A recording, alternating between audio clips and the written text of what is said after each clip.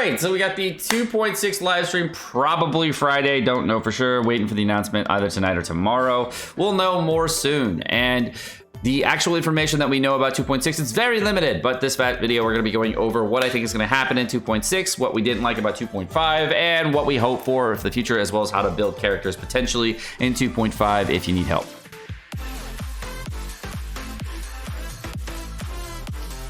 Okay, 2.5 has been one of the deadest patches in Genshin Impact. So for 2.5, we did have the Drink of Dreaming event, which we're doing right now. I enjoyed this. I thought I was actually the most apprehensive of this event. It did seem stupid, but I really enjoyed the small stories that were in this event. They had the Coin Collector and Simulation event where we were playing Mario Impact. I also like this. I tried Envy's map and dominated. It was quite fun. But I'd say the biggest problem during the event was the 3 Realms Gate offerings, where we were walking all around Inazuma and going through Enkin and Moya and doing this whole puzzle set. It was about 4 or 5 hours of content if you like just blew through it in one day, and then we had no content for 2 weeks. That was my biggest problem with this patch, and I hope that we don't have something to look forward to in 2.6 like that, where you're just sitting there for a waiting game for 2 weeks. And of course, the big thing to look forward to is the Chasm, and in the Chasm that is going to be coming hopefully in 2.6, we're going to see a lot of new creatures, new areas, and finally going back to Mondstadt and Liyue in an area that we have been wanting to see for a long time. There's going to be new areas like the underground mines, as well as having a ruined serpent that's going to be talking about different things, possibly a new weekly boss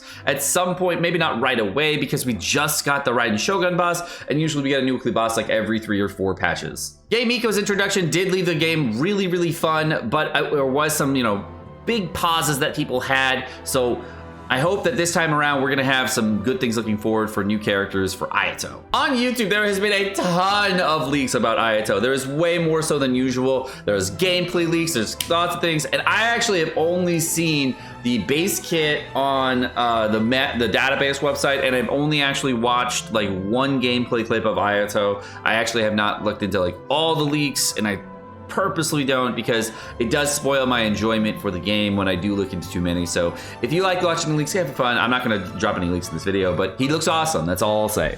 And as far as characters go, if he's going to be a normal attacking character, like we kind of see it in this portrait, as far as what they've kind of released, or a charge attacking character, I can say that probably the Hydro set will be a good set on him. And if he is a character that has his own set, then that set might be a little bit better. It might be like an upgrade of going from the Crimson Witch set to the Emblem set for a character like Zhang Ling. So if it's something like that for a character like Ayato, I think that he might be slightly better with his own artifact set if he does come out with his other own. And if not, he'll be really good with the Hydro set. And the reason we know that, of course, without dropping any leaks whatsoever, if you haven't watched my previous videos on this topic, is because Ayato has a Hydro infusion on his sword, and that kind of leads you to believe that the character is going to use his normal in charge attacks with Hydro damage, kind of like Raiden Shogun does.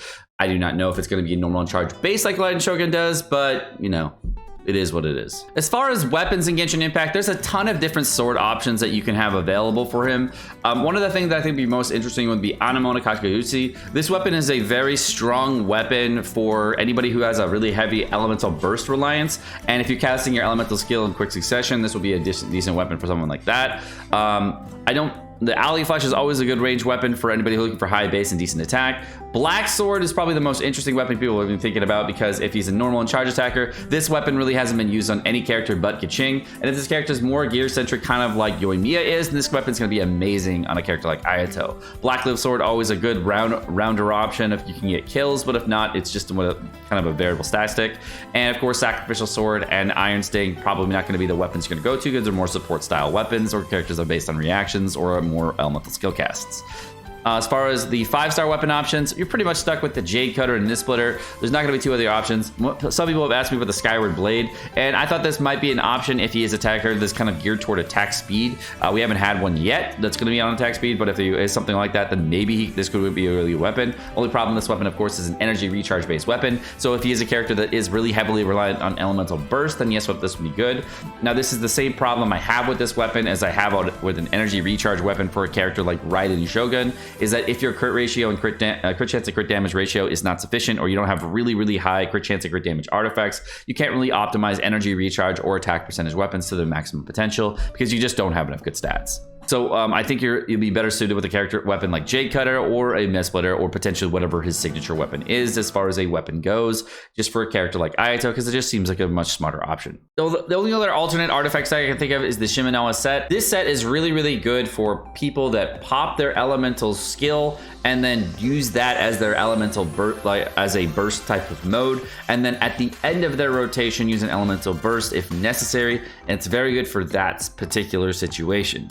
If you're kind of a character that doesn't do that specific rotation, that's not like Yoimiya or a character not like Hu Tao, it gets a little bit more problematic.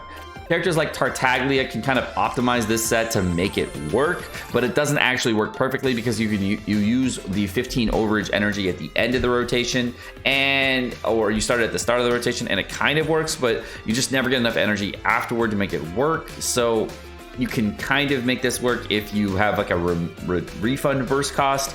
It's just not the best overall set that anybody that uses elemental skill into elemental burst or vice versa.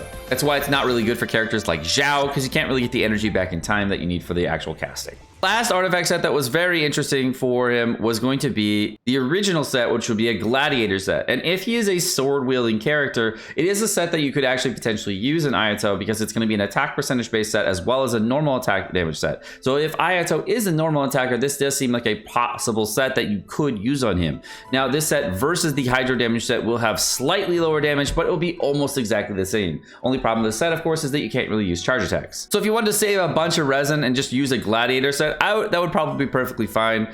If he has his own artifact set, it might be a little bit better, but hey, it's probably going to be an easy build for him, where it's going to be a hydro-based elemental goblet, a crit chance or crit damage headpiece, and finally, it's going to be an attack percentage, or if he scales on a different stat, and potentially that stat, main stat, with lots of crit chance and crit damage rolls to the maximum effectiveness that you can get. As far as the other expectations that I have for the Chasm, what I expect is that if we're going to get in the Chasm coming up, there are 3 characters that I think that are possible can be coming up this patch. The first one's going to be Yoimiya, because she is a normal and charge attacker that is really, really good. It has not been seen for almost a year. The second one, of course, being Kazuha, who was the precursor character to all of Inazuma and probably the best character in Genshin to summon for. So if he's coming to the game, you're definitely going to want to pick him up. And finally, you're going to get Ayaka, who is one of the characters that was most long sought after for the entirety of Genshin Impact, and many people do want her. She is touted to be either the best or second best crowd DPS depending on situation versus Ganyu, so if you are thinking about picking her up, she is a perfect pickup character.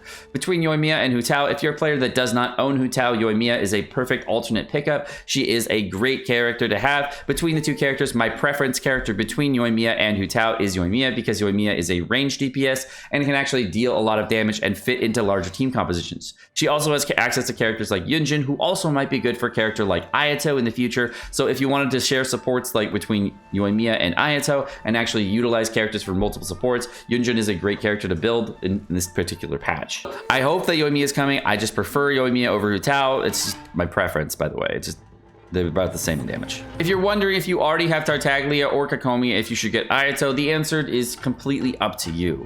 I think that in general, you want at least one normal attacking DPS of every single typing, or one kind of major DPS character of any typing for every element. Kokomi as a character without a 5-star weapon is a very lackluster DPS, just like Tartaglia with a 4-star weapon. So if you are going to be using a 5-star weapon on either of these characters and you ended up getting the donut, probably Kokomi will be a decent call because it'll save you a lot more resources in the long term. And if you are a person that gets a Skyward Harp or something like that along the way, maybe Tartaglia might be a better option for you. But if you don't have either of those characters, or you don't feel like building out either of these as a main DPS character, then the best overall option for you would be Ayato if he is a main DPS. One of the major compositions that people have been talking about on my stream that is going to be a very, very good composition for Ayato is going to be an Ayato Taser composition. And if Ayato is a normal attacker, the problem with an Ayato Taser composition is that there is no healer. There's no way of actually getting any kind of healing on this build. So you're basically sitting here, if you get hit with corrosion, you dodge the corrosion, you can get hit and do lots of damage over time. But if you don't get hit by corrosion and you don't have to deal with those mechanics, you can iframe all the abilities, you can get lots of damage in this type of team and get massive, massive damage on enemies with good sequence of rotation. Personally though, my favorite character to build out for Ayato, if he is going to be a normal attacking character, is going to be Yunjin. She's going to be my MVP for Ayato because I think she's going to be really fun with him because she is a character that boosts normal attack characters. If you don't know how that Yunjin works, the way she works is she adds on actual attack based on her defense. So for example, I actually looked into that yesterday and tried to figure out the math of actually how much damage Yunjin adds.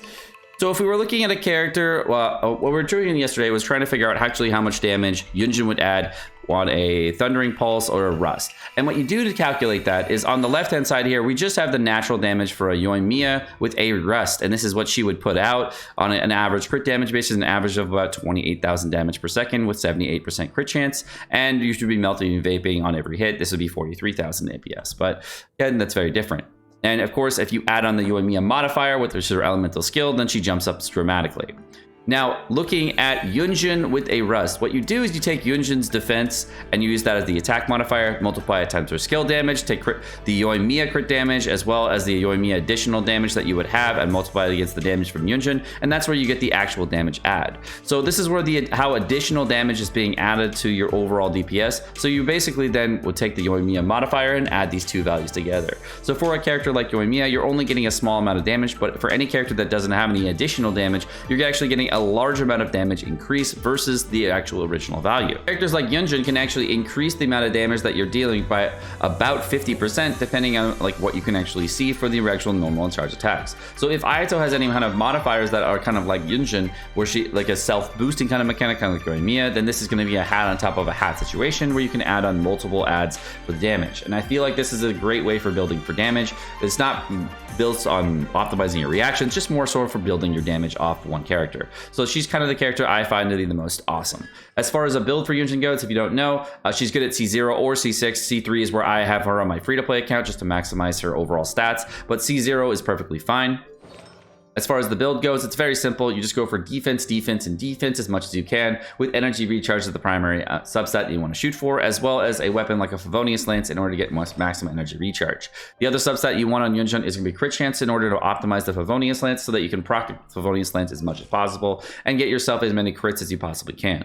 Now, the best way to build Yunjin, of course, is with like about 50% crit chance and about 230 or 240 energy recharge with maximized defense percentage along the way.